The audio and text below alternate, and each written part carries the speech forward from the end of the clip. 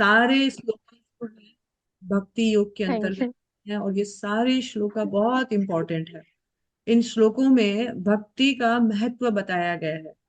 पहला हमने देखा 2.39 से ये सीरीज स्टार्ट होता है, जिसमें भगवान बोल रहे हैं कि इस तरह से काम करोगे तो मैं तुमको अभी वो बताऊंगा, वो सिखाऊंगा, जिससे तुम काम तो करोगे लेकिन काम के बंधन में, कर्म के बंधन में नहीं पड़ोगे।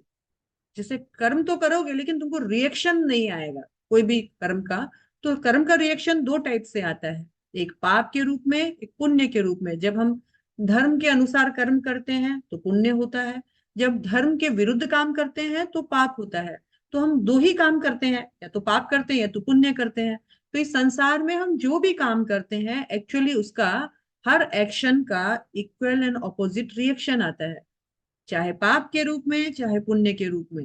लेकिन भगवान बोल रहे हैं कि मैं तुमको एक ऐसा काम करना बताऊंगा जिससे तुमको कर्म के बंधन ही ना पड़े, ना पाप पड़े ना पुण्य पड़े। तो पड़ेगा क्या भाई?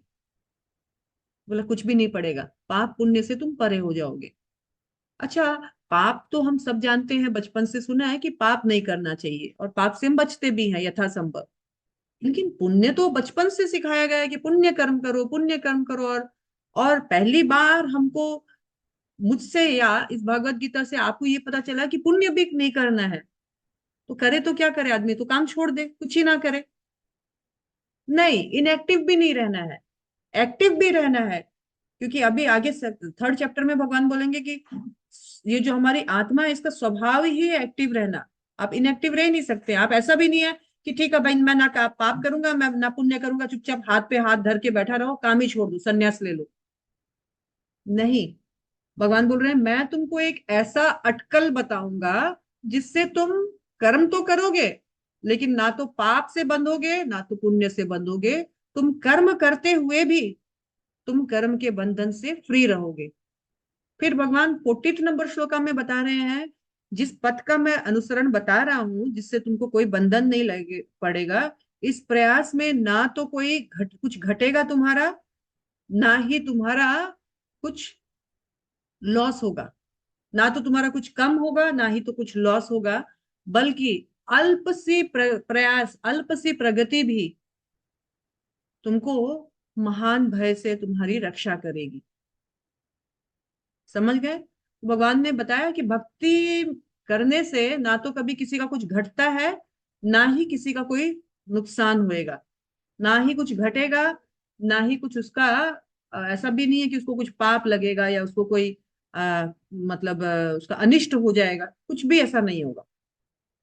अब भगवान 41 नंबर श्लोका में आगे बता रहे हैं, व्यवसायत्मिका बुद्धि एक कुरु नंदन, बहुशाखा ही अनंतश बुद्धयो अव्यवसायिना। जो इस मार्ग पर चलते हैं वे प्रयोजन में दृढ़ रहते हैं और उनका लक्ष्य भी एक होता है। हे कुरुनंदन, जो दृढ़ प्रतिज्ञ नहीं है उनकी बुद्धि अनेक शाखाओं में विभिन्न रहती है। व्यवसाय आत्मिका बुद्धि, दो श्लोका में वर्ड है जिसको पहले हम पढ़ेंगे।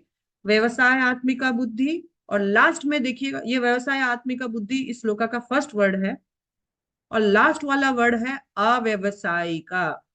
हाँ, अव्यवसायी नाम जो है, ये दोनों एक दूसरे के ऑपोजिट है।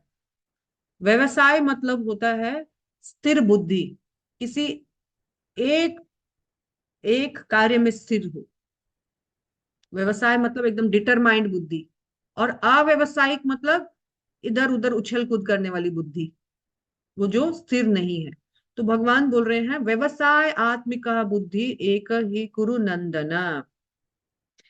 हे कुरु नंदन, हे कुंती पुत्र, जो इस मार्ग पर चलते हैं, भक्ति मार्ग पर चलते हैं, तो वो क्या होते हैं, उनकी बुद्धि क्या है, व्यवसाय आत्मिका होती है, बिल्कुल दृढ़ रहती है और बिल्कुल अपने लक्ष्य को समझती है। उनका लक्ष्य भी एक ही होता है। व्यवसाय आत्मिका बुद्धि स्थिर बुद्धि वाला होता है, एक और एक लक्ष्य वाला होता है। लेकिन जिसकी बुद्धि व्यवसायी नहीं है, जिसकी बुद्धि दृढ़ नहीं है, डिटरमाइंड नहीं है, और जिसका लक्ष्य गोल निर्धारित नहीं है, उसकी बुद्धि क्या हो जाएगी? सेकेंड लाइन में, बहुशाखा ही अनंतश्च, अनंत, अनगिनत, असीम शाखाओं में भागेगी। ये भी मैं कर लूं, वो भी मैं कर लूं, वो भी मैं कर लूं, थोड़ा ये भी देखते हैं, थोड़ा वो भी कर लेते हैं। मतलब वो उसको, उस बुद्धि को क्या बोला है भगवान ने? अव्यवसायी नाम। अव्यवसायी ना मतलब जिसकी बुद्धि दृढ़ नहीं है, जिसकी बुद्धि फिक्स नहीं है, जिसकी बुद्धि एक ही स्थान पर टिकी हुई नहीं है, वो कभी इधर भागती है, कभी उधर भाग रही है। भगवान क्या बोल रहे हैं? व्यवसाय आत्मिक बुद्धि बनो। अपनी बुद्धि को स्थिर करो, इस भक्ति योग में स्थिर करो, क्योंकि भक्ति योग का ही अभी सीक्वेंस चल रहा है ना। भगवान बोले इस प्रयास में ना तो कोई हानि है ना नुकसान है, इसलिए भगवान ने बोल रहे हैं यहाँ पर तुम व्यवसाय आत्मिका बुद्धि वाला बनो, एक स्थिर बुद्धि वाला, और गोल फिक्स हो, वो बनो। तो भगवान बोल रहे हैं जिसकी बुद्धि स्थिर नहीं है, जिसकी बुद्धि बहुत इधर उधर उछल कूद मचाती है, ये भी कर लूं वो भी कर लूं, बहु शाखा में भागती है, वो बुद्धि अव्यवसायी नाम होती है, अस्थिर बुद्धि होती है। उसका लक्ष्य एक नहीं होता है, इसीलिए वो हर जगह हाथ मारता है। इससे भगवान हमें क्या बोल रहे हैं? भक्ति को अपना लक्ष्य बनाओ, भक्ति में अपनी बुद्धि स्थिर बनाओ। जिसकी बुद्धि भक्ति छोड़ करके इधर उधर सब काम मैं कर लूं, उसकी बुद्धि को भगवान ने अव्यवसायी आत्मिका बुद्धि का नाम दिया है। एग्जाम्पल हम समाज में देखते हैं, सब कुछ ही कर लेते हैं लोग, लेकिन भक्ति नहीं करते हैं। भगवान बोल रहे हैं जो दृढ़ रूप से मेरी भक्ति में लगता है, जिसका गोल बिल्कुल एक ही है, निश्चित, मेरो तो गिरधर गोपाल दूसरा न कोई, और जो मुझे प्रसन्न करने के लिए सब कुछ करता है, वो स्थिर बुद्धि वाला, व्यवसाय आत्मिका बुद्धि वाला होता है। जिसकी बुद्धि बहुत सारे जगह दिमाग लगाती है, वो बुद्धि स्थिर नहीं होती है, और उसको अव्यवसायी आत्मिका बुद्धि कहा जाता है। तो हमारी बुद्धि को पहले तो सबसे काम बड़ा बात भगवान ने बोल दिया, भक्ति में स्थिर रखना पड़ेगा। भक्ति में स्थिर कब रहते हैं? आगे देखिएगा, हम लोग अभी पढ़ेंगे। भक्ति में स्थिर रहेंगे जब हमारा विश्वास पक्का रहेगा। अगर हमारा विश्वास पक्का नहीं है तो हम भक्ति में स्थिर नहीं रह सकते हैं। तात्पर्य पढ़ते हैं, आप लोगों को और अच्छे से तात्पर्य में पता चल जाएगा। हरे कौन कृष्ण माता जी। यह दृढ़ श्रद्धा कि कृष्ण भावनामृत द्वारा मनुष्य जीवन की सर्वोच्च सिद्धि प्राप्त कर सकेगा व्यावसायिक बुद्धि कहलाती है। चैतन्य चरितामृत में कहा गया है, श्रद्धा श्रद्धा शब्द सत्य। विश्वास कहे सुदृढ़ निश्चय, कृष्ण भक्ति कैले सर्व कर्म कृत होय। बहुत इंपॉर्टेंट श्लोक है चैतन्य चरितामृत का। श्रद्धा शब्द कहे, श्रद्धा शब्द विश्वास कहे।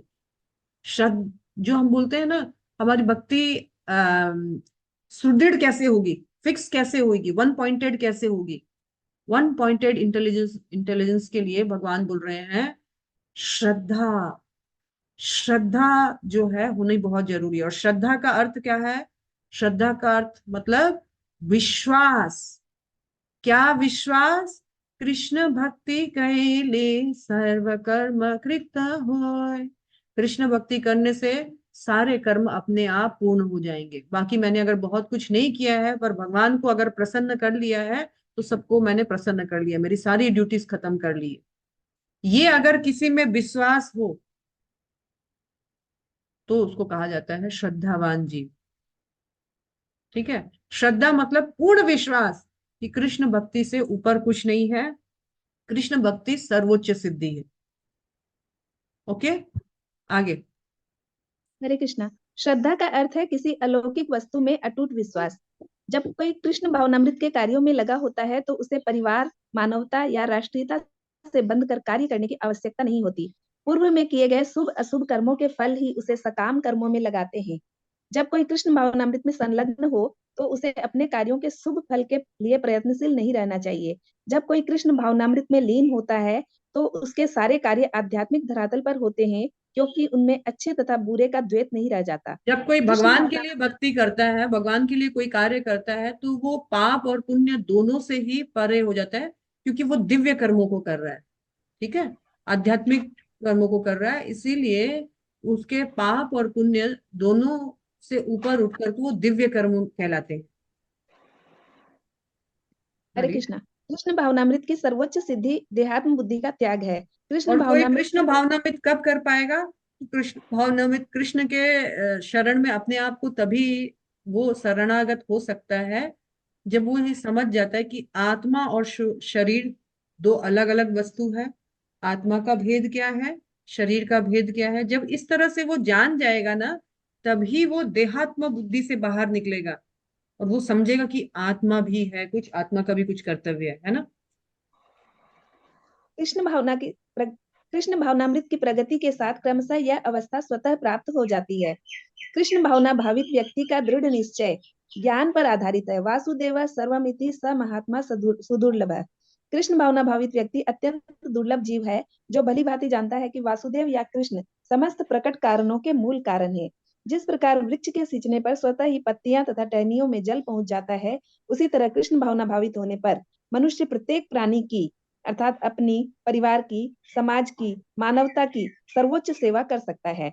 यदि मनुष्य के कर्मों से कृष्ण प्रसन्न हो जाए तो प्रत्येक व्यक्ति संतुष्ट होगा, किंतु कृष्ण भावनामृत में सेवा गुरु के समर्थ निर्देशन में ही ठीक से हो पाती है, क्योंकि गुरु कृष्ण का प्रामाणिक प्रतिनिधि होता है जो शिष्य के स्वभाव से परिचित होता है और उसे कृष्ण भावनामृत की दिशा में कार्य करने के लिए मार्ग दिखा सकता है।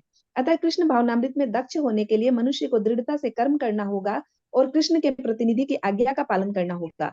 उसे गुरु के उपदेशों को जीवन का सख्त लक्ष्य मान लेना होगा। श्रील विश्वनाथ चक्रवर्ती ठाकुर ने गुरु की प्रसिद्ध प्रार्थना में उपदेश दिया है।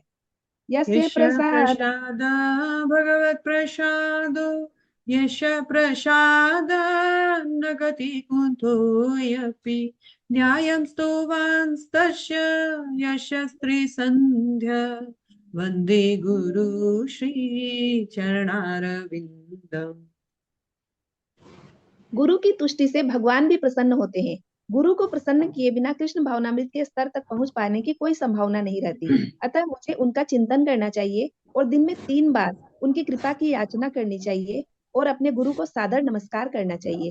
किंतु यह संपूर्ण पद्धति देहात्म बुद्धि से परे सैद्धांतिक रूप में नहीं वरन व्यावहारिक रूप में पूर्ण आत्मज्ञान पर निर्भर करती है। जब सकाम कर्मों से इंद्रिय तृप्ति की ओर कोई संभावना नहीं रहती, जिसका मन दृढ़ नहीं है वही विभिन्न सकाम कर्मों की ओर आकर्षित होता है। हरे कृष्ण। तो यहाँ इस परपट में प्रभुपाद बोल रहे हैं, जो व्यवसाय आत्मिका बुद्धि है उनका एक ही लक्ष्य होता है, वो भक्ति में ही रहते हैं, वो कृष्ण भक्ति करते हैं। लेकिन जो बहुशाखा ही अनंतश्च वाली बुद्धि वाले होते हैं, वो क्या करते हैं? सकाम कर्म, सभी देवी देवताओं को खुश करें, पता नहीं किसको खुश करने से क्या मिल जाएगा, पता नहीं इनको खुश नहीं करेंगे तो क्या हो जाएगा, है ना।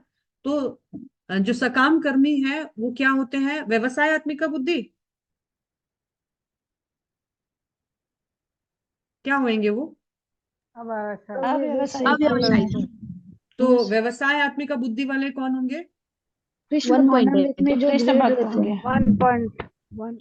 हाँ, उसको क्या बोलेंगे? व्यवसाय आत्मिका बुद्धि वाला, है ना। और यहाँ पर शिला प्रभुपाद ने बताया है, कृष्ण भाव, थर्ड पैराग्राफ में देखिएगा, कृष्ण भावनामृत व्यक्ति का दृढ़ निश्चय ज्ञान पे आधारित होता है। और ये ज्ञान कहाँ से आएगा? मनगढ़ंत, तेरे से सुन लिया, मेरे से सुन लिया, वो ज्ञान। तो नेक्स्ट पैराग्राफ में लिखा है कि गुरु के निर्देश में ये ज्ञान प्राप्त होता है। साधु शास्त्र और अन्य गुरुओं के अनुसार जो बताया गया है वो हमें गुरु बताते हैं। अभी एक प्रश्न है मेरा आप लोगों से, क्या गुरु भगवान है? अभी के आज के तात्पर्य में हमने क्या पढ़ा? क्या गुरु भगवान है? भगवान के भगवान के प्रतिनिधि प्रतिनिधि है। हाँ, फोर्थ पैराग्राफ में साफ बताया गया है, किंतु कृष्ण भावनामृत में सेवा गुरु के समर्थ निर्देशन में ठीक से हो पाती है, क्योंकि गुरु कृष्ण का प्रामाणिक प्रतिनिधि होता है। प्रतिनिधि मतलब क्या होता है? रिप्रेजेंटेटिव। गुरु क्या है? जैसे सब कभी कभी सब जगह मैं नहीं जा सकती हूँ, तो मैं अपने जगह अपने बच्चों को भेज देती हूँ, तो मेरा बच्चा क्या है? मेरा प्रतिनिधित्व करता है, रिप्रेजेंट करता है मुझे, है ना। पार्षद हुआ क्या माता जी? पार्षद नहीं हुआ ना? पार्षद और रिप्रेजेंटेटिव अलग हो गए। रिप्रेजेंटेटिव मतलब मैं नहीं जा सकता, तो मैं अपने अपना जो फुल एनर्जी जो है, मैं किसी, जैसे फुल राइट मैं किसी और को दे देता हूँ कि तुम जाओ और तुम मेरे बिहाफ में ये कार्य करो। जैसे सपोज करो कहीं शादी में जाना है, तो आप नहीं जा सकते तो आप अपने हस्बैंड को भेज दिए, या अपने बच्चों को भेज दिए, तो उसका मतलब क्या है, मैं नहीं गई लेकिन मेरा रिप्रेजेंटेटिव हाजिरी लगा दिया है, और तुम मेरे रिप्रेजेंटेटिव को मैं ही समझना, है ना। तो हर स्थान पर, हर जगह गुरु डायरेक्ट, कृष्ण डायरेक्ट नहीं आएंगे, तो कृष्ण इनडायरेक्ट रूप में कृष्ण गुरु बनकर आते हैं। हमने पहले भी बहुत बार पढ़ा है कि 4 प्रकार के गुरु होते हैं, है ना। याद है किसी माता जी को वो 4 प्रकार के गुरु? संगीता प्रिय माता जी। शिक्षा गुरु, दीक्षा गुरु, चैत्य गुरु और ठीक है माता जी, पथ प्रदर्शक गुरु। पथ प्रदर्शक गुरु, वेरी गुड। पथ प्रदर्शक गुरु कौन से हुए? पथ प्रदर्शक गुरु हुए जो आपको राह दिखाता है, किसी भी कार्य में राह दिखाता है। अच्छा भी हो सकता है, बुरा भी हो सकता है। जो आपको ऐसे उंगली दिखाता है, पकड़ करके उस रास्ते पे पहुंचाता है। पर पथ प्रदर्शक गुरु हो सकता है आपको तो रास्ता दिखा दिया, खुद उसको फॉलो नहीं करता हो। और पथ प्रदर्शक गुरु कई भी हो सकते हैं, कई। लेकिन फिर हमको मिलता है शिक्षा गुरु। शिक्षा गुरु कौन होता है? जो हमको सारी शिक्षाओं को प्रदान करता है, अच्छा बुरा सही, इस कैसे करने से शॉर्टकट होगा, कैसे करने से क्या होगा, है ना। फिर मिलता है शिक्षा गुरु के कृपा से उसको दीक्षा गुरु का इंपॉर्टेंस पता चलता है, और दीक्षा गुरु के साथ अपने संबंध का ज्ञान होता है। तब उसको दीक्षा गुरु मिलता है जो उसके जीवन लाइफ आफ्टर लाइफ तक का भार उठाता है कि तुम्हें भगवत धाम ले जाने की गारंटी मैं लेता हूं, तुम केवल मेरे निर्देशानुसार कार्य करो। 3 गुरु हो गए। पहला क्या था? पथ प्रदर्शक। दूसरा शिक्षा गुरु। पथ प्रदर्शक गुरु आपको उस रास्ते में लाएगा, फिर शिक्षा गुरु आपको उस रास्ते की जानकारी देगा और आपको दीक्षा गुरु तक पहुंचाएगा। दीक्षा गुरु क्या करेगा? आपको कृष्ण तक पहुंचाएगा। और स्वयं कृष्ण हमारे हृदय में जो परमात्मा रूप में बैठे हैं, वो हमारे चैत्य गुरु भी है। बीच बीच में हमको चेताते रहते हैं, बीच बीच में हमको इंस्ट्रक्शन देते हैं, बीच बीच में हमको इंस्पिरेशंस देते हैं। सदैव चैत्य गुरु हमारे हृदय में परमात्मा के रूप में हमारे पास है। ये 4 प्रकार के गुरु हैं। तो ये गुरु साक्षात कृष्ण सब जगह नहीं आ सकते हैं, तो कभी कभी भगवान, क्योंकि हम एक मनुष्य है और हम एक मनुष्य का ही बात समझ सकते हैं, तो भगवान कभी कभी मनुष्य रूप में गुरु के रूप में आते हैं और हमें शिक्षाएं देते हैं, और फिर उनसे सीख करके हम वापस कृष्ण से अपना संबंध स्थापित कर लेते हैं, है ना। तो कहा जाता है गुरु कृष्ण का प्रामाणिक प्रतिनिधि होता है, और वो शिष्य के स्वभाव से परिचित होता है। ये बहुत, एक एक लाइन बहुत इंपॉर्टेंट है। वो जो शिष्य के स्वभाव से परिचित होता है और उसे कृष्ण भावनामृत की दिशा में कार्य करने के लिए मार्गदर्शक कर सकता है। आपके स्वभाव से है, आपको क्या अच्छा लगता है। कुकिंग, तो कुकिंग में आपको बोलेगा कि सेवा में लग जाओ। आपको बोलेगा पेंटिंग, पेंटिंग में भगवान की सेवा में लग जाओ। आपको बिजनेस व्यापार करना अच्छा लगता है, तो अच्छा चलो बुक डिस्ट्रीब्यूशन करो, काउंटर पे सेलिंग में बैठ जाओ। जिसका आपको श्रृंगार करना अच्छा लगता है, तो आप डेटी श्रृंगार में लगाओ। आपके स्वभाव के अनुसार आपको भगवान की सेवा में लगाएगा और आपको आगे बढ़ाएगा। अतः कृष्ण भावनामृत में दक्ष होने के लिए मनुष्य को दृढ़ता से अपने कृष्ण और गुरु की कृपा से उनकी आज्ञाओं का पालन करके आगे बढ़ना है। गुरु को प्रसन्न कर लेने से भगवान प्रसन्न हो जाते हैं, और गुरु को ही अप्रसन्न करने से भगवान को भी प्रसन्न करना मुश्किल हो जाता है। यश प्रसाद, प्रसाद मतलब प्रसन्न, यस्य प्रसाद भगवत प्रसादो, जिसको प्रसन्न करने से भगवान प्रसन्न हो जाते हैं।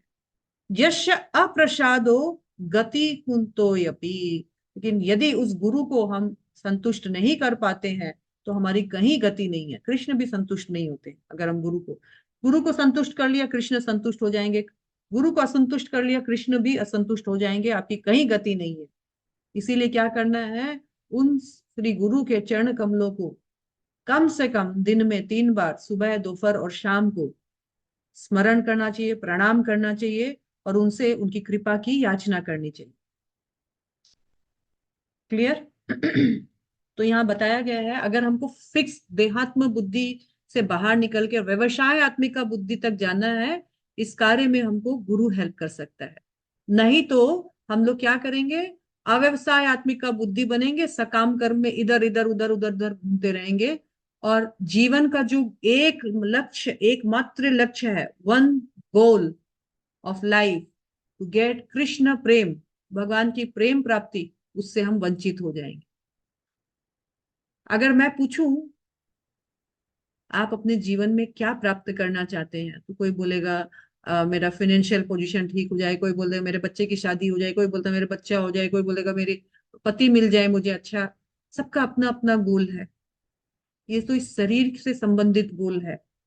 लेकिन अल्टीमेटली जब ये शरीर नहीं रहेगा तो क्या होना है? तो क्या ये, अगर मान लीजिए मेरा शरीर ही नहीं रहा, तो फिर क्या पति, क्या बच्चा, क्या धन, क्या घर, क्या बाड़ी, क्या नारी, कुछ ही काम ना आए। तो तब क्या, जब मेरा शरीर भी ना हो, जब आत्मा इस शरीर को छोड़ के जाए, तो मेरा गोल क्या होना चाहिए, तो मुझे क्या प्राप्त होना चाहिए? कृष्ण कृष्ण भक्ति। प्राप्ति। मैं कृष्ण की दासी के रूप में, मुझे कृष्ण स्वीकार कर ले, दासी बन जाऊं, है ना, उनका प्रेम मिल जाए मुझे, और कुछ नहीं चाहिए। ये एकमात्र हम सबका कॉमन गोल होना चाहिए। बाकी हमको मालूम ही नहीं है मांगना भी क्या है, आता भी नहीं है मांगना। तो क्या मांगते हैं? जैसे आपका बच्चा को पूछते हैं, बोलो आज क्या चाहिए? हमको मम्मी चॉकलेट चाहिए। तो चॉकलेट बताता है 1 रुपए का चॉकलेट, और मम्मी के पर्स में है हजारों रुपए। उसको मांगना ही नहीं आता कि मांगे क्या मम्मी से। क्यों? क्योंकि उसका जो शौक है, उसका जरूरत है, उतना ही है। उसको लगता है ये मिल गया तो बहुत बड़ा बात है ना। सो वैसे ही हमको मांगना भी नहीं आता है भगवान से कि क्या मांगे, कि इसका कैपेसिटी क्या है, उसको मालूम ही नहीं है ये क्या मांगे और ये क्या दे सकता है ना। छुटुर छुटुर चीजें, कुछ भी थोड़ा सा विपत्ति आ जाता है खड़े हो जाते हैं भगवान के साथ, कुछ भी थोड़ा सा विपत्ति आ जाता है खड़े हो जाते हैं। ये क्या बात है भाई? मांगो भी तो कुछ ऐसा ऊंचा मांगो कि वो भी हिल जाए देने के टाइम में। ये क्या मांग लिया, है ना। चलो आगे जाते हैं, नेक्स्ट श्लोका। हरे लेकिन कृष्णा माता जी। हाँ जी, जैसे जैसे आपने 4 प्रकार के गुरु बताए ना, तो उसमें जैसे मैंने पहले पढ़ा है, बस सुना भी है, दीक्षा गुरु और शिक्षा गुरु में ये डिफरेंस है कि दीक्षा गुरु एक होते हैं और शिक्षा गुरु कई होते हैं। वैसे पद प्रदर्शक भी कई होते होंगे। यस और माता जी, चैत्य गुरु भी एक ही, भगवान ईश्वर एक ही है। यस माता जी, डेफिनेटली। हरे कृष्ण। आपके बहुत सारे शिक्षा गुरु हो सकते हैं, बहुत सारे, पर मूल एक होना चाहिए जिससे आप कुछ भी ना छुपाएं, जिससे कोई भी आध्यात्मिक प्रॉब्लम हो, कोई भी उलझन हो, तो आप शेयर कर सकें। ऐसे हम रोज ही कई लोगों से शिक्षा लेते हैं। लोग क्यों, हर जीव से, हर प्राणी से शिक्षा मिलती है, कुछ ना कुछ सीखते हैं, है ना। तो इसीलिए एक मूल आध्यात्मिक शिक्षा गुरु होना चाहिए, जिसको हम लोग बोलते स्पिरिचुअल गाइड, एक मेरा होना चाहिए। बाकी हम शिक्षा तो रोज ही, अभी मैंने आज सुबह ही एक नई रेसिपी सीखी यूट्यूब में, तो वो भी मेरा शिक्षा गुरु है कहीं ना कहीं, है ना।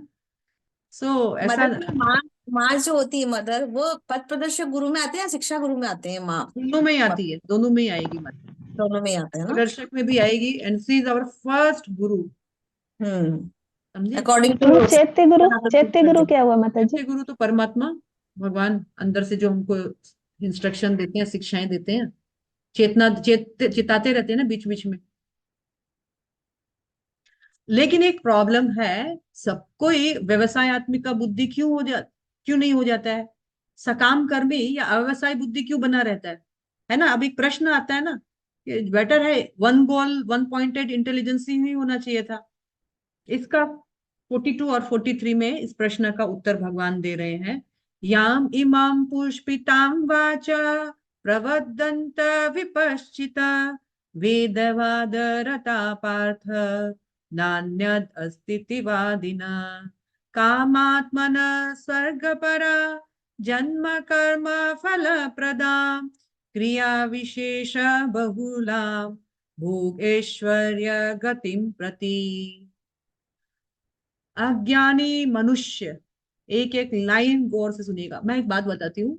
शिला प्रभुपाद ने, देखिए गीता तो सेम ही है, श्लोक सेम है, और उसका अर्थ जो है वो आदमी अपने अपने अनुसार बताता है, ठीक है। शिला प्रभुपाद ने यहाँ पर Bhagavad Gita as it is, market में आपको बहुत सारी भागवत गीता मिलेगी, पर एज इट इज लिखी हुई सिर्फ शिला प्रभुपाद की गीता है। किसी में दम ही नहीं है कि एज इट इज लिख दे, छाप दे, 100 कंट्रोवर्सीज आ जाएंगे। पर शिला प्रभुपाद की एज इट इज में अभी तक कंट्रोवर्सीज का जो आई भी, तो कंट्रोवर्सीज का खात्मा हो गया। कैसे एज इट इज है, तो उन्होंने अपने प्रामाणिक आचार्यों की टीकाओं पर ही टीका लिखी है। तो शिला प्रभुपाद ने जो भी लिखा, शिला प्रभुपाद ने बोला मैंने नहीं लिखा। एक तो वो आउट ऑफ ग्रेटिट्यूड भी बोल रहे हैं और क्रेडिट अपने आचार्यों को दे रहे हैं। तो शिला प्रभुपाद ने जो भी लिखा, प्रीवियस आचार्यों का जो दिया हुआ है, उसी को ही सिंपल भाषा में यहाँ पे अनुवाद कर दिया। ऊपर से शिला प्रभुपाद की महानता देखिए। शिला प्रभुपाद ने क्या कहा, मैंने तो कभी कुछ नहीं लिखा, मैं हमेशा कृष्ण मुझे बोलते थे अंदर से और मैं लिखता था। मैं भी आश्चर्यचकित हो जाता जब मैं अपनी किताबें पढ़ता, तो ये कैसे लिख दिया। मतलब शिला प्रभुपाद का कहने का मतलब है कि मैंने नहीं लिखा, कृष्ण ने मुझसे लिखवाया। और शिला प्रभुपाद भी अपनी किताबें अक्सर ऐसे पढ़ते थे गौर से। और शिला प्रभुपाद ने कहा इन किताबों में बहुत शक्ति है, जीवन की हर समस्याओं का समाधान इन पुस्तकों में है, कृपया मेरे ग्रंथों को ध्यान पूर्वक पढ़े। और बिलीव मी, जो बिना ग्रंथ के भक्ति जीवन में चलता है बहुत जल्दी टिकता नहीं है, बहुत ज्यादा दिन नहीं टिकता है। क्या करता है, मेरी बात खराब लगे, उसकी बात खराब लगे, किसी का कुछ बुरा देख लिया, ऊपर देख लिया, नीचे देख लिया, छोड़ो रे। यहाँ पे भी ऐसा होता है, ऐसा हो जाएगा फिर उसका, समझे। इसीलिए ग्रंथों को बहुत जरूरी है। यहाँ पर एक लाइन शिला प्रभुपाद ने लिखी है, एक्चुअली शिला प्रभुपाद ने भी नहीं लिखी, वो कृष्ण ने लिखी है, लेकिन कुछ भी अपने मन से नहीं लिखा है। यहाँ पर लिखा गया है, अल्पज्ञानी मनुष्य, अल्पज्ञानी मनुष्य वेदों के उन अलंकारिक शब्दों के प्रति अत्यधिक आसक्त रहते हैं जो स्वर्ग की प्राप्ति, अच्छे जन्म की प्राप्ति, शक्ति इत्यादि की प्राप्ति के लिए विविध सकाम कर्म करने की संस्तुति करते हैं। इंद्र तृप्ति तथा ऐश्वर्यमय जीवन, मैं दोनों का डिफरेंस बता दूं। इंद्र तृप्ति क्या है, मौज मस्ती, कैसे आंखों को मजा आए, कैसे होठों को मजा आए, कैसे जीवा को मजा आए, कैसे कान को मजा आए, इंद्रियों, हमारी सेंसेस का आनंद, उसको इंद्र तृप्ति कहा जाता है। लेकिन ऐश्वर्यमय जीवन मतलब क्या होता है, बहुत पैसा वाला, गाड़ी घोड़ा, नौकर चाकर, बैंक बैलेंस, अच्छा कपड़ा, ऑपुलेंट जीवन, ठीक है, की अभिलाषा के कारण वे कहते हैं इससे बढ़कर और कुछ नहीं है। तो वो बोलते हैं, अच्छा मेरा एक प्रश्न है आपसे। शिला प्रभुपाद ने ये लिखा अल्प ज्ञानी पुरुष, है ना, फर्स्ट में लिख दिया। शिला प्रभुपाद ने ऐसे ही बोल दिया कि अल्प ज्ञानी, या श्लोका में अल्प ज्ञानी का कोई संस्कृत वर्ड है, किस दम पर अल्प ज्ञानी बोल दिया। श्लोका का तो शब्द श्लोका का फर्स्ट लाइन भी है, फर्स्ट लाइन का लास्ट वर्ड अविपश्चित। आप क्या बोले सुनीता प्रिया माता जी, अरे माता जी क्या बोले आप? क्या बोले आप?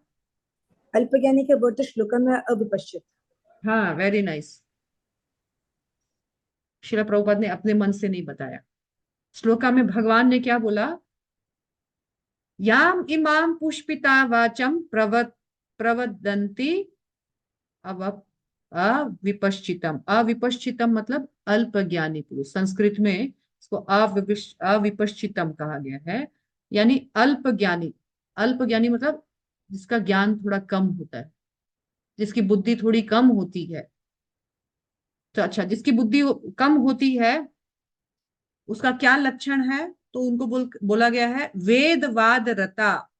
वो वेदों के अनुयायी होते हैं, 3 प्रकार के जो वेद होते हैं ना, उसके अनुयायी होते हैं। अच्छा, तो वेदों में क्या है फिर, तो कहा गया है पुष्पिताम वाचम। वेदों में बड़े दिखावटी वचन है, बड़े सजाए धजाए वचन है। और ये जो अविपश्चिता व्यक्ति है, ये जो कम बुद्धि वाला व्यक्ति है, ये जब वेद को पढ़ता है तो उन 100 बाजी वाले शब्दों में ये आकर के अटक जाता है। अब बताया गया है अटकने के बाद क्या होता है, तो नेक्स्ट थर्ड लाइन देखिए श्लोका का, कामात्मनम स्वर्ग परा जन्म कर्म फल प्रदा। अब क्या है, वो कामनाओं से तो लदा भरा पड़ा हुआ ही था, इच्छाएं तो उसके अंदर भरती पड़ी थी। अब उसके अंदर आ गया स्वर्ग परा। वेदों में बताया गया है ये करने से स्वर्ग जाएंगे, वो करने से स्वर्ग जाएंगे, यह करो तो बिया मिलसी, आगे मिलसी, पीछे मिलसी, है ना, ऐसे बोलते हैं ना, ऐसे करने से, ये दान देने से स्वर्ग में भी मिलेगा, इसलिए द्वर्ग, इसलिए दान करो। और उसके बाद बोल देंगे जन्म, अच्छा जन्म मिलेगा, नेक्स्ट जन्म बढ़िया जन्म मिलेगा। फल प्रदान, मुझे ये करने से इसका ये फल मिलेगा, वो फल मिलेगा, ये लाभ मिलेगा, वो मिला, ये पूजा करने से, लक्ष्मी जी की पूजा करने से धन मिलेगा, गणेश जी की पूजा करने से रिद्धि सिद्धि मिलेगी, सरस्वती की पूजा करने से विद्या मिलेगा। फायदा नहीं है तो मैं क्यों करूंगा, फल चाहिए फल। तो वेदवाद रता व्यक्ति जो है उन लोग को क्या है, कामनाओं से भरे लोग स्वर्ग की इच्छा से, अच्छे जन्म प्राप्त करने की इच्छा से और लाभ प्राप्त करने की इच्छा से क्या करते हैं, क्रिया विशेष बहुलाम। वेदों में जो बताया गया है बड़े बड़े अनुष्ठान, मतलब बहुत तड़कीले भड़के पैसा खर्चा करना, बहुत आडंबर करने वाला जो अनुष्ठान है, क्रिया विशेष बहुलाम, बड़े बड़े भड़कीले ग्रैंड वे में क्या करते हैं, उनका पालन करते हैं। जैसा जैसा वेदों में बताया गया है ना अलंकारिक भाषा में, उनका पालन करते हैं। क्यों पालन करते हैं, तो बोलते हैं भोग ऐश्वर्य प्रगति, ताकि मेरे भोग और ऐश्वर्य बने रहे, मेरा इंद्र तृप्ति, पता है ना इंद्र तृप्ति का मतलब, और ऐश्वर्य मतलब पैसा, धन धान्य, रुपया पैसा आते रहे, मेरा मौज मस्ती बढ़ते रहे। इसलिए वो कहते हैं इससे बढ़कर और कुछ नहीं है, यही करना चाहिए। क्या करना चाहिए, सकाम कर्म।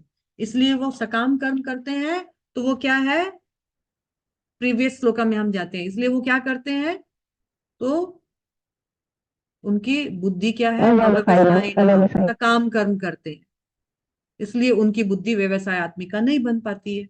क्योंकि वो वेदों का जो अलंकारिक भाषा वाला पार्ट है ना, उसमें फंस जाते हैं। उसका वेदों का जो फाइनल गोल है कृष्ण को प्राप्त करना, कृष्ण को समझना, उस तक वो पहुंचते नहीं है, बीच में अटक जाते हैं। जैसे मान लीजिए हमको कहीं भेजा गया कुछ सामान लाने के लिए, और बीच में कुछ अपना ही मन मुताबिक सामान मिल गया, तो हम लोग उसी में खो नहीं जाते हैं, बावले से हो जाते हैं।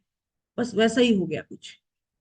उनको लगता है ऐसा लाइफ होता है, अच्छा ऐसा मिलेगा, ऐसा मिलेगा, ठीक वही करने लग जाते हैं। लेटर पार्ट ऑफ द वेदा वो समझते ही नहीं है, ये प्रॉब्लम आ जाती है। क्लियर। तो इसीलिए अभी आपके भी मन में आता होगा सब लोग भक्ति क्यों नहीं करते हैं, खाली हम लोग ही भक्ति भक्ति करते रहते हैं, सबको समझाते हैं फिर भी नहीं करते हैं, उनमें कमी है या मुझ में कमी है ना। ऐसा मन में कभी कभी आता है कि मैं कुछ ज्यादा कर रही हूँ, उनमें कमी है या मुझ में कमी है, समझ में ही नहीं आ रहा है। सबको भक्ति करना चाहिए था, अगर भक्ति इतनी अच्छी चीज है फिर हम ही क्यों कर रहे हैं, क्यों, क्योंकि अभी तक वो वेदों का मर्म जो है वो समझ ही नहीं पाए हैं। अभी भी उनका भोग ऐश्वर्य और काम आत्मनम स्वर्ग परा जन्म लाभ, वो सब सब चाहिए उनको।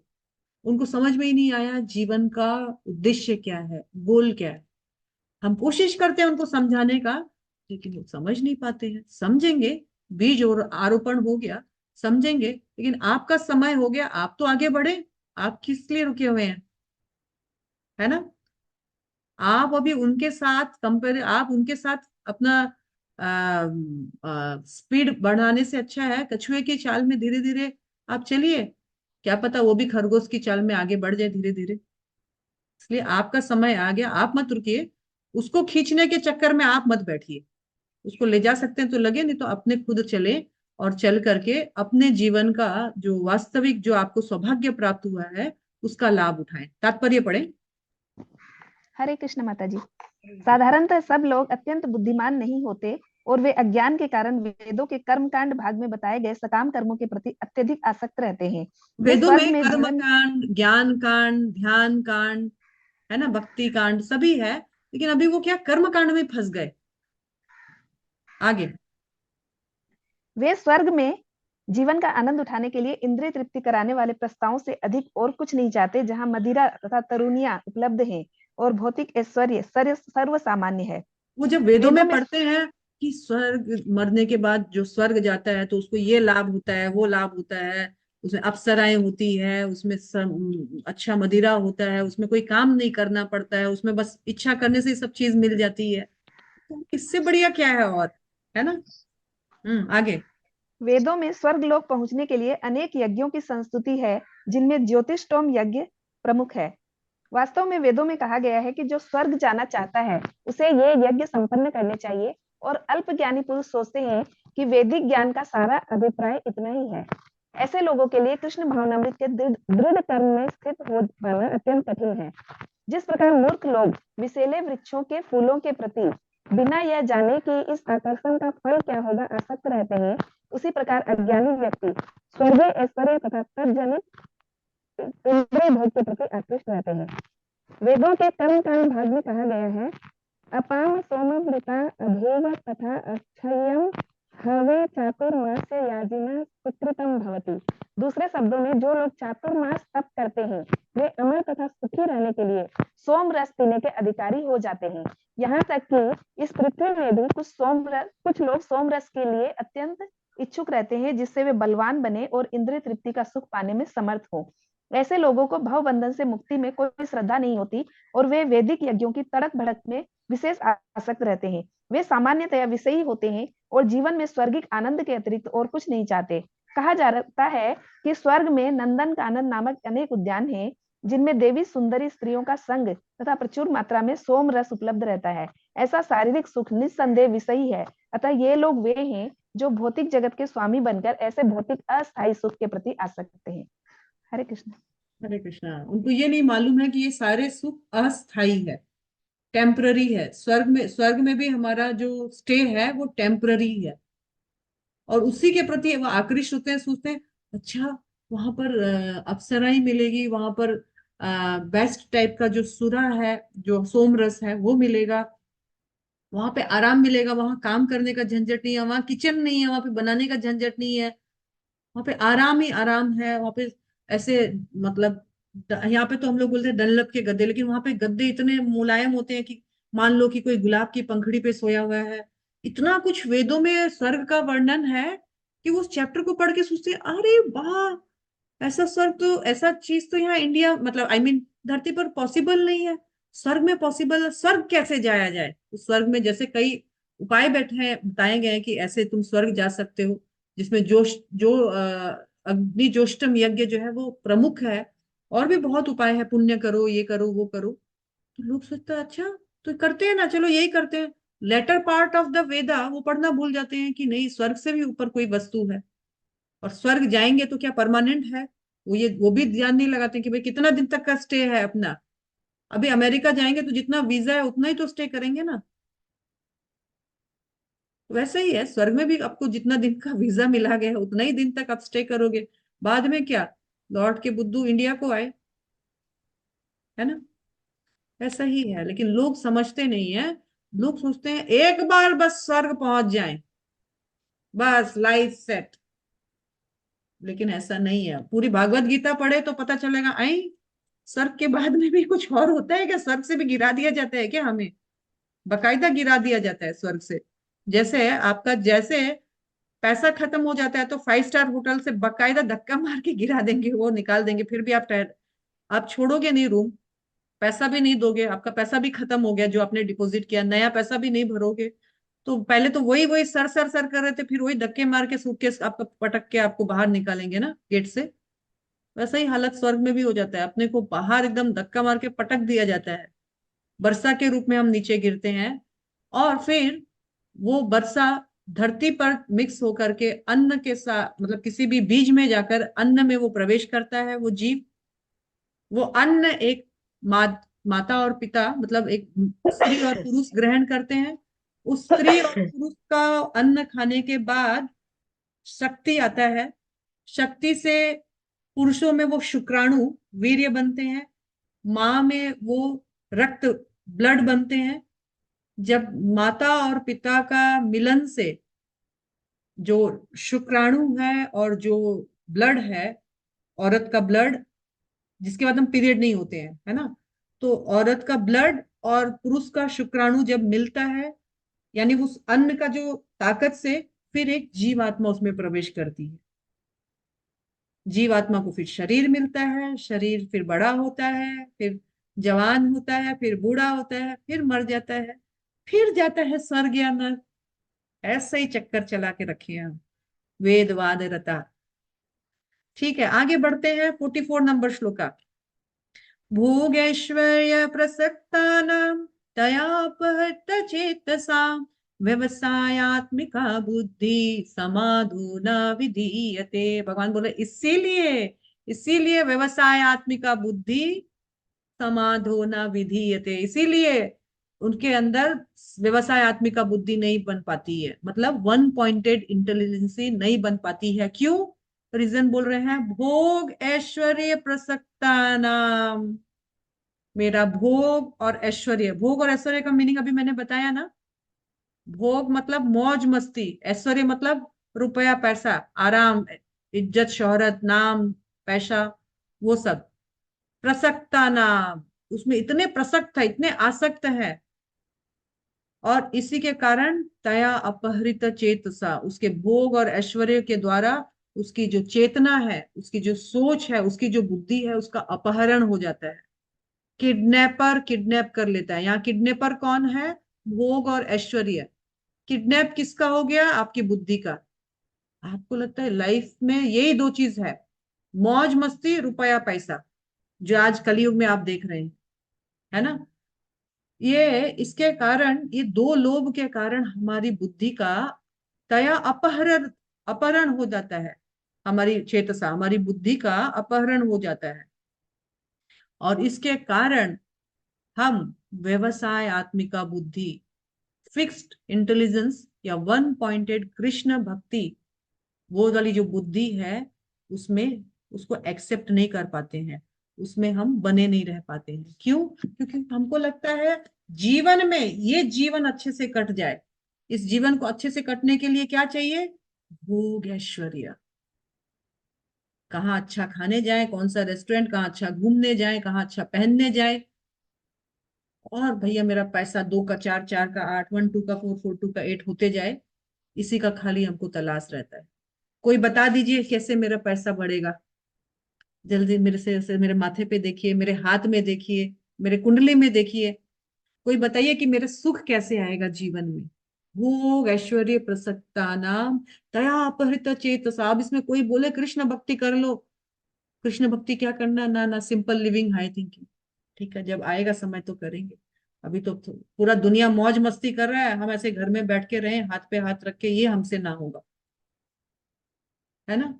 उनको ये मालूम नहीं है कि जिसको मौज मस्ती बोल रहे हैं, तो वो सुकर विष्ठा, वो एक बुद्धिमान व्यक्ति के लिए, जिसको शास्त्रों का ज्ञान है, ये भोग ऐश्वर्य उसके लिए सुअर और कुकुर, सुअर और कुकुर का विष्ठा है। विष्ठा मतलब मल है, गंदगी है। जो साधु संत आत्मा, महान आत्माएं हैं, वो जानता है ये आज मैं हूं, कल मैं। मैंने 2 3 दिन पहले एक किसी का, एक यूट्यूबर का एक इंटरव्यू देखा। उसमें बताया गया कि आप अच्छा खासा यूट्यूबर में, मतलब यूट्यूबर बन गए हो, यूट्यूब का आपका अच्छा खासा पहचान हो गया है समाज में, आप एक नया बिजनेस में क्यों लग रहे हो? तो उसने बड़ा जेन्युइन आंसर दिया कि देखिए, लोग कुछ दिन तक मुझे पसंद करेंगे, थोड़े दिन के बाद में लोगों की पसंद भी चेंज हो जाएगी, फिर मेरा क्या? फिर तो मेरा आइडेंटिटी खो जाएगा। इससे पहले कि मैं लोगों की नापसंद बन जाऊं, मैं अपना स्कोप नई जगह में लगाऊं। ये है एक्चुअल लाइफ। हर चीज परमानेंट नहीं है यहाँ पर। हमारा शौक बदलता है, हमारा विचार बदलता है, हमारी पसंद नापसंद बदलती है ना। इसी में लोग भोग ऐश्वर्य के पीछे पड़े रहते हैं, और इसीलिए उनकी चेतना, वास्तविक सोच का अपहरण हो जाता है। वो ये नहीं सोच सकते हैं कि मैं क्यों आया, मुझे कहाँ जाना है, मेरे जीवन का गोल क्या है, वो भूल जाते हैं। और इसीलिए वो वन पॉइंटेड इंटेलिजेंसी या दृढ़ प्रतिज्ञ बुद्धि वाले नहीं बन सकते। वो सोचते हैं कैसे मेरा धन बढ़े, क्या क्या उपाय करूं, क्या करूं कि रोज मैं दिन दुगना रात चौगुना मैं वृद्धि करूं, और मेरा भोग और ऐश्वर्य में, मौज मस्ती और पैसा में बरकत होते रहे। यही तो एम इन लाइफ था हम सबका पहले। कितना डिस्टर्ब रहते थे, कभी यहाँ भागो कभी वहां, कौन सी रेस्टोरेंट ट्राई करें, बोले बोले सबके जाते थे, फिर नई जीप को जमता था, फिर दूसरा नया ट्राई करते थे, इस बुटीक भागते थे उस बुटीक भागते थे, और पता नहीं क्या क्या जुल्म करते थे अपने ऊपर, है ना। ये माता भी जी। कॉस्मेटिक ट्राई करें, वो भी कॉस्मेटिक, ये भी क्रीम वो भी क्रीम, और यहाँ भी जाएं वहां भी जाएं, मतलब फ्रेंड्स भी हम बना लें, शॉपिंग भी हम कर लें, पिक्चर भी हम देख लें, सब जगह, मतलब कहाँ हमको आनंद मिल जाए, रोज नया ट्रायल मारते हैं, है ना। फिक्स नहीं है हमारा, कि हमको मालूम ही नहीं है कि सुख किसको बोलते हैं, सुख का परिभाषा ढूंढते हैं कि क्या फिल्म देखने में सुख है, क्या मांस खाने में सुख है, क्या मदिरा पीने में सुख है, क्या मतलब अन्य विभिन्न जो भी उपाय हमने किए या करते होंगे लोग। हाँ जी कविता माता जी कुछ बोल रहे थे। माता जी, जैसे आपने बताया ना भोग ऐश्वर्य और वो वाली बात, तो कई बार ऐसे लोगों से जब हम लोग मिलते हैं तो हमें भी कभी कभी सेल्फ डाउट आता है, और आता ही आता है। तो उस सेल्फ डाउट से हम कैसे बचें और कैसे अपने ज्ञान, माइंड को ज्ञान स्थिर जब आपका, करें? ज्ञान आपका जब हैवी होगा, तो आप उसको अगर पछाड़ नहीं सकते हो, तो आप उससे पछाड़ खा के भी नहीं आओगे। आपका ज्ञान अभी कमजोर है, और वो मैंने बोला ना, श्रद्धा, कृष्ण हम्म, भक्ति कैले सर्व कर्म कृत होए, सुदृढ़ निश्चय, उसमें भी कमी है। वो कैसे आएगा? इन्हीं शास्त्र के सुनते सुनते सुनते सुनते अपने आप आएगा, इसमें डिस्टर्ब होने का दरकार नहीं। ठीक है, माया बहुत स्ट्रांग है। आप इधर से ऐसे खींचते हैं, माया आपको 4 लाइन आगे लेके चली जाती है, समझे। तो इसलिए जी बहुत माता स्ट्रांग जी। है। वो जो रस्सी है जिसको आपने पकड़ के रखा है, वो ज्ञान रूपी रस्सी अगर नहीं होगी, तो आप पता चलेगा कि उसको खींचते खींचते खुद ही उसके खेमे में घुस गए। नेक्स्ट इसका तात्पर्य पढ़ते हैं, और एक श्लोका और लेकर वाइंड अप करेंगे। प्लीज तात्पर्य पढ़िए कोई माता जी। हरे कृष्ण माता जी। समाधि का अर्थ है स्थिर मन। वैदिक शब्दकोश निरुक्ति के अनुसार सम्यक आधीयतेऽस्मिन् आत्म आत्मत्व यथार्थ न्यायम्। जब मन आत्मा को समझने में स्थिर रहता है तो उसे समाधि कहते हैं। जो लोग इंद्रिय भोग में रुचि रखते हैं अथवा जो ऐसे क्षणिक वस्तुओं से मोहग्रस्त हैं, उनके लिए समाधि कभी भी संभव नहीं है। माया के चक्कर में पड़कर वे न्यूनाधिक पतन को प्राप्त होते हैं। हरे कृष्ण। समाधि मतलब क्या है यहाँ पे? समाधि मतलब ऐसे ऐसे एकदम आंख बंद करके बिना हिले बिना डुले ऐसे बैठना, एक्चुअली उसको समाधि कहा गया है। लेकिन कृष्ण भक्ति में ये समाधि ऐसे, इसका क्या समझाना चाह रहे हैं? बिखरे हुए मन को कृष्ण में लगाना। यस, बिल्कुल स्थिर मन, मतलब मन को एकदम बिल्कुल स्थिर कर लेना, मन एकदम बस डट जाए वहां पर, उसको बोलते हैं समाधि। हिले ही ना मन, तो बोलते हैं जिसकी बुद्धि व्यवसायिक नहीं है, उसका ऐसा स्थिर मन हो भी नहीं सकता है। वो भागेगा ही भागेगा 50 जगह। आज कहीं कुछ पता चल जाए, वहां भी जाऊं मैं, यहाँ भी जाऊं मैं, ये भी कर लूं मैं, वो भी कर लूं मैं, सब कर लूं, फिर भी मैं और क्या करूं, ऐसा हो जाएगा, है ना। Last shloka of the day, 45 number shloka.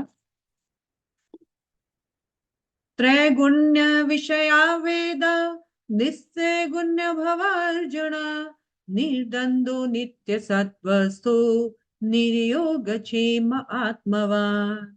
वेदों में मुख्यतया, अब भगवान बता रहे हैं कि देखो वेदों में क्यों फंसते हैं लोग, वेदों में क्या प्रॉब्लम है। वेदों में मुख्यतया प्रकृति के 3 गुणों का वर्णन है, सतोगुण रजोगुण और तमोगुण, है ना। हे अर्जुन, इन तीनों गुणों से ऊपर उठो। मेरे भक्त जो है इन तीनों गुणों में फंसते नहीं है। हे अर्जुन, निस्त्रय गुण भव अर्जुना, हे अर्जुन तुम इन तीनों गुणों, वेदों में ये जो 3 गुण सतोगुण रजोगुण और तमोगुण के बारे में जो बताया गया है, उसमें फंसे मत रहना। तुम क्या हो जाओ? निस्त्रय गुणा, मतलब इन तीनों गुणों से ऊपर उठो। वो तीनों गुण क्या है भैया, हमको तो मालूम ही नहीं है। तो कहा गया है शुद्ध सतोगुण, सतोगुण से भी ऊपर विकसित होना है तुम्हें।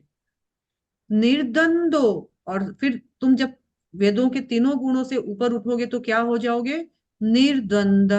निर्द्वंद मतलब तुम्हारे अंदर किसी भी प्रकार का द्वंद नहीं रहेगा, अच्छा बुरा, शुभ अशुभ, लाभ अलाभ, यश अपयश, ये द्वंद तुम्हें नहीं सताएंगे, दिन रात सर्दी गर्मी, है ना, निर्द्वंद हो जाओगे तुम, न्यूट्रल हो जाओगे।